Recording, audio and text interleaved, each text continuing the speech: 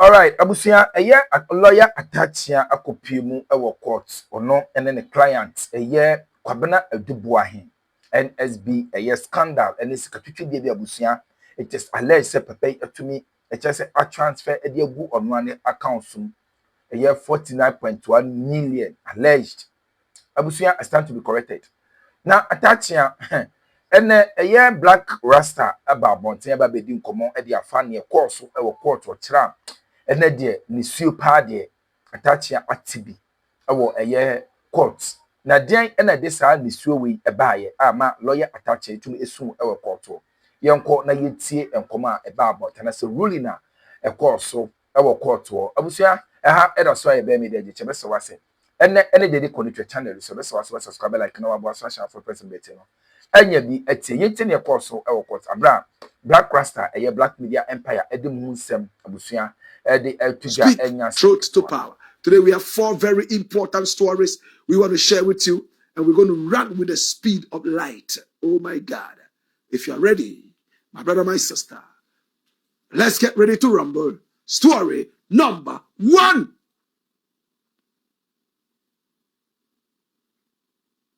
Watch this. This judgment is bogus. Frustrated Atta cries in court. Wow. Now, Atta is a lawyer par excellence. In other words, he's a lawyer who is so much respected in Ghana. He has paid his dues. Many people love him. He's also a politician. He's been a minister of state before. He's worked in the Attorney General's office before. This is a lawyer from Atta, Zoe, etc., etc. My brother, my sister, this is a lawyer who has been in the business for so long. He's very much experienced. He understands what it means to say the law. And the courtroom is actually his playground, like a race with almost all experienced lawyers. My brother, my sister, now Atta is from Chebi, and Chebi is supposed to be the hometown of the former president, Nana Addo Dankwa Akufo-Addo. He's a member of the NPP, just like Nana Addo Dankwa Akufo-Addo. Nana Addo Dankwa Akufo-Addo loves him so much.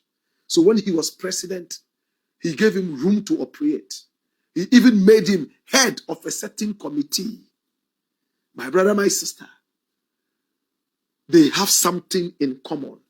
Aside the fact that they are both members of the NPP and come from the same hometown of Chebi, they are also lawyers. The two of them. My brother, my sister, this is Atta. Now let us link why we are making these comparisons so we become relevant in our narrative. There's an NPP guy. His name is Adu Boahen. Nana Addo loves him same way he loves Atta. In 2017, they were already grooming this guy to make him a boss of his own. Within that period, and a little beyond, he became the capo of the National Signals Bureau. This is the guy. He used to be in London, studying IT and working in an IT firm. From when he arrived home, he impressed Nana Addo Dankwa Akufo-Addo to the point that Nana Addo created the NSB under the national security and put this guy in there. Many pundits of the game said he rose to the point of magnanimity. Can I break that word down? He rose all the way to the point of gargantuanness. He rose to the point that he became huge, gargantuan. My brother, my sister, bigger than even the room that he was supposed to live in. He became the elephant in the room. Yes, he was under the national security, but the National Signals Bureau that office that he occupied became bigger than the national security itself. He called the shots. He allegedly kidnapped people, terrorized people. He was engaged in bunga bunga. Oh, sex dances, big loud parties, and so on and so forth. In the days of Nana Addo, this was the king. There was also in the news that he was responsible, alongside a certain Anoche, for the rigging of elections, undermining the Ghanaians' vote. My brother, my sister, I believe investigations are still going on around that aspect. But let us zero in into the real caboodle. Now, this gentleman here called Adu Boahen allegedly stole 49.1 million Ghana cedis, an equivalent of $7 million American dollars at the time. He was supposed to buy a certain machine to track phone calls and all that for the national security. He had a way of playing on the minds of his bosses. He became the king. And he diverted, allegedly, the money into a private account, cloning the account and thinking that he will go scot-free. But a certain bad boy came and became the new sheriff in town. One Raymond Archer, Capo Ray. This is Capo di Tutti Capi, Raymond Archer. He is the boss of Iyoko, economic and organized crime office. When he came in and he opened up the files, he saw where the rot was and he started to chase the rot. He held on to Adu Boahen's file. Adu Boahen was a little slippery, but this guy is a bad boy. He was able to grab him. And we were told when Adu Boahen tried to bypass all those traps and was finally grabbed at the airport, he clapped for Iyoko, because a thief knows who is a better thief. It's a proverb. My brother, my sister, this is Capo di Tutti Capi, Raymond Archer, the boss of Iyoko. My brother, my sister, they have been going to court in and out. And the two very good friends of Nana Addo Dankwa Akufo-Addo, Atta and this guy here called Adu Boahen, have teamed together to fight the case in court. He was in court the other day and he got so mad and angry that a certain judge that he didn't want to listen or hear the case was still there. They had tried to go to the Supreme Court to get this guy out, but the judge was still there. And he got angry and walked out on his client and walked out on the judge. No contempt was ever cited for that behavior. I spoke with some lawyers and they told me that that was most disrespectful, and they were still wondering why Atta was never cited for contempt. That is a case for the lawyers. In court, again, my brother, my sister, something happened. They went to court and Atta was angry. What did he say? He said that this judgment is not a serious judgment. In other words, it's a bogus judgment. And it was the same case, Adu Boahen allegedly stealing 49.1 million of Ghana's money. It's been published all over Ghana. All the news portals in Ghana have it. Ghana Web published it. And this can never escape Ghana Web. How can you say this is a serious judgment? Atta fumes over court's evidence refusal. Jesus have mercy. Dash it away. Atta was in court to defend his client. And I believe this is the most difficult case Atta is faced with. Because people who worked for Adu Boahen are now prosecution witnesses against Governor Adu Boahen, ready to speak the truth. So Mildred Odonko was in court, and she used to work for Adu Boahen as his banker. And at the same time, they belong to the same church. Correct? My brother, my sister, this is the person we are talking about. She was in court, and she talked about how Adu Boahen was ordering for money to be transferred from the supposedly cloned account, the theft account, into his private advantage outfit. Let's go into the story, and you will see exactly what we are talking about. Ghana Web has the story. Samuel Atta, the lawyer of embattled former Director General of the National Signals Bureau, NSB, Governor Adu Boahen, has expressed his displeasure over the decision of the court not to accept into evidence a bank transfer document in the ongoing trial. Now, during proceedings on May 26, 2026, Atta sought to tender an email document showing bank transfers from his client's personal bank account to one of the accounts of national security, the Fidelity Bank account of the BNC director. But the court rejected the move after an objection from the Attorney General, who said that the documents were not relevant to the crimes Adu Boahen has been charged with, because the transfers happened in 2018, while the alleged crimes occurred from 2020. And Atta is angry. Speaking to the media after the court proceeding on Monday, Atta criticized the decision of the judge not to accept the documents as evidence. He stated that he was going to file an appeal to challenge the decision of the court.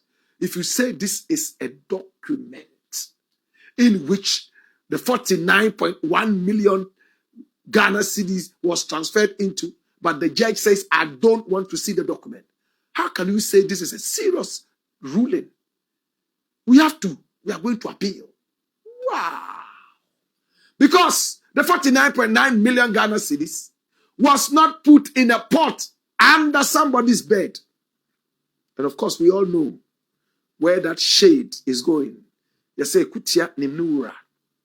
Remember, in the days of Nana Ado, money was put in pots and pushed underground, kukuom, under beds and wardrobes. There was so much money. The banks, they said, were collapsing. People were not saving. Many people, his own appointees, were hiding money under their beds. My brother, my sister, and we all know, with all respect to Cecilia Dapa, you have a missed call here. Hi! Now the 49.1 million was received by an account. It wasn't pushed in client and tell us how wonderful your client is. Maybe he was an angel thief. Let us deal with the thievery aspect. My brother, my sister, this is the Honorable Dr. Sremsai and the Justice Francis Apangabuno Archibunga, decided to agree with Sremsai. And they said, you know what?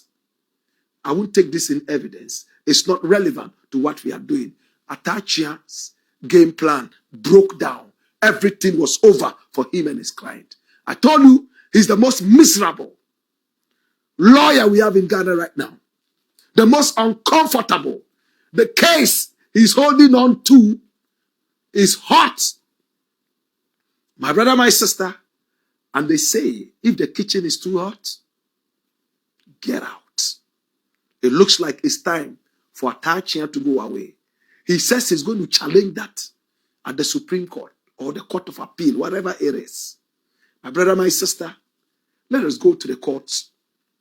Right outside the courts, see the frustration written like when it was written on the walls in the days of Nebuchadnezzar. My brother, my sister, let's see what the face looked like And let's listen to his utterances.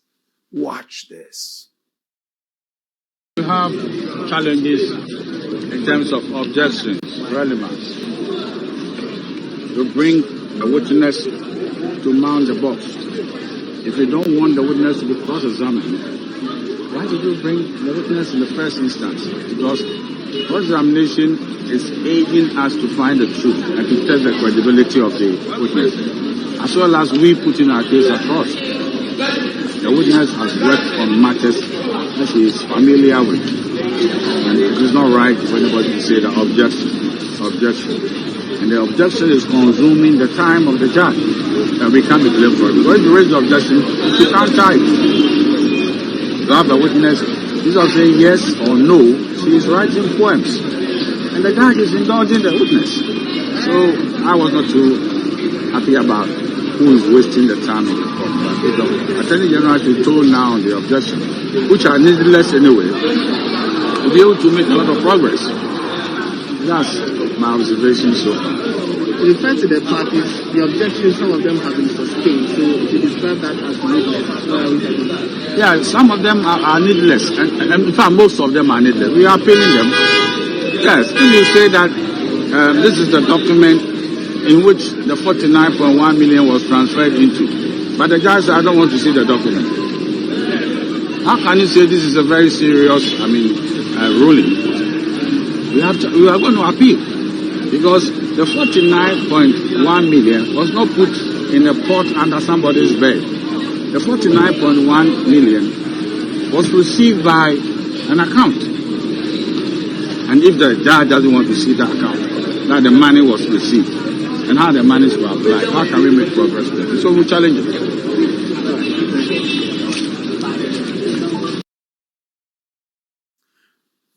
Frustration personified. This is Samuel Atta, Zoe, Achia, and Co. He has made it clear he cannot proceed without those documents. That is probably his trump card, without which he has no case. It's like when a man goes to court and he knows he has only one thing to hold on to. He jumps into it and it is kicked out. He becomes a prey. He's done. He's waiting for the jackals. Yes, the jackals to come and eat him up. This is the guy we are talking about, Atta. He has made it clear. He can't proceed if the judge does not take this. This is a no-nonsense judge that everybody knows. He's called Justice Francis Apangabono Achebunga. And he has made it clear, vivid, that he is not going to accept this. The thing is from 2020. Some lawyers have a way of wasting time. They can go to court and waste the time of the court. Ghanaians will continue to blame the court for wasting time, yet it is the lawyers who are wasting time. And you heard Atta say, everything objection, everything objection, everything objection. But the interviewer from Graphic asked a very important question. But some of the objections were upheld. That meant that they were relevant. He said, no, a lot of them were not relevant. Then how come this one was upheld? He said, because it was not a serious ruling. My brother, my sister, I don't know what it is, but to tell a judge that his ruling is not serious, for me, you are relegating him to the comedy class. For me, you are relegating him to the joke class. Are we seeing the end of the Kobna